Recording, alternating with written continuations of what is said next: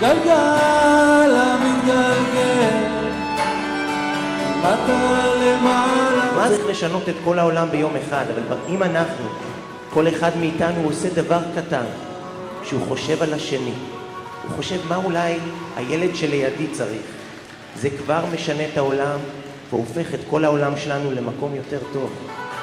אני את והאש שלצדי עוד ננצח, לא בגלל הכוח רק בגלל הרוח הנושבת בגבי, רק בגלל הרוח. וככה נהפוך את כל העולם שלנו ואת כל המדינה הזאת ואפילו את כל העולם למקום יותר יפה ויותר שלם. תודה